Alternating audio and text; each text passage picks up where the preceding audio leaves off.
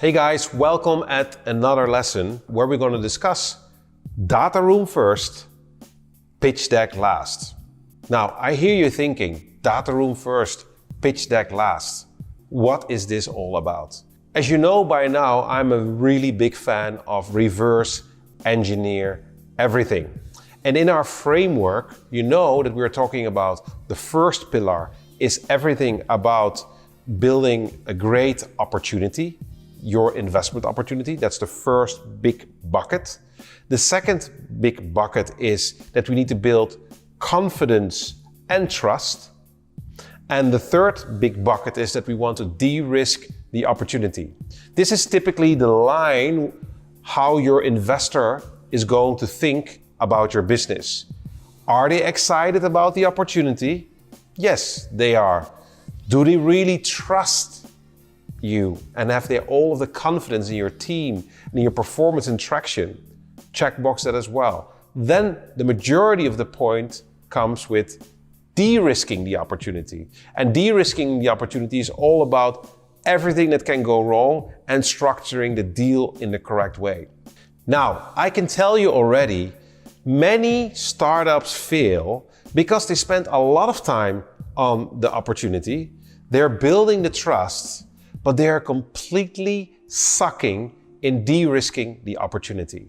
Now, the de-risking opportunity part is from significant importance because if you don't nail that specific chapter where de-risking is all about your data room, the numbers, the terms and conditions that your investor jumps into your business, if you haven't nailed that before, then eventually you will lose out on your deal.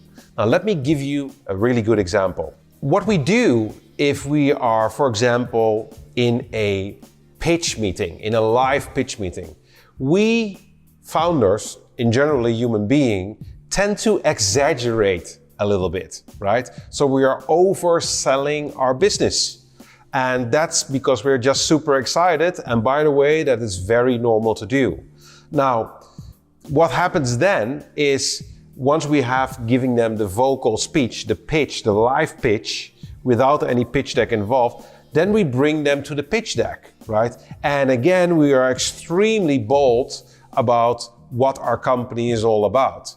Now, what happens then is that your investor is extremely excited and he really loves what you're doing. But because we were a little bit too much all over the place and overselling our opportunity, once he arrives at the due diligence of your company, which is the de-risking part, it seems that everything that you have been telling in your deck or otherwise in all of your excitement in a pitch is not really backed up by the data, right? And your data room, you have been learning right now, is your vault where you collect all of the important information, your MOUs, your client reviews, your corporate documents. I mean, please go back to that specific sector if you want to know that. It's incredibly important. So, how do we build our pitch deck? And why do we, in this program, first handle everything from the data room? Because we don't want to make the same mistake as 90% of the founders make. They start with their pitch deck. Now, just imagine for yourself, if you have the data room that is already finished as your working palette, and all of the things that you're putting into your pitch deck is based on what you have available in your data room, the startup metrics, the revenues, the amount of clients, the time you're in business, the technology, the new product launches, everything that is typically there, you want to pick up that information from your data room and then process it inside of your pitch deck. Now, and once you have everything processed in your pitch deck, and then you are using all of the information to give our live pitch. I mean, do you understand what I'm trying to tell you here? If we're over-exaggerating our business, we will fail into our due diligence part. But if we're using our due diligence part, our data room, as the vault, as the first threshold where we really grab all of the information from, you know for sure, going back to our framework, the opportunity is sealed because you just gave a very good pitch and your opportunity is sealed because you have a very good pitch deck.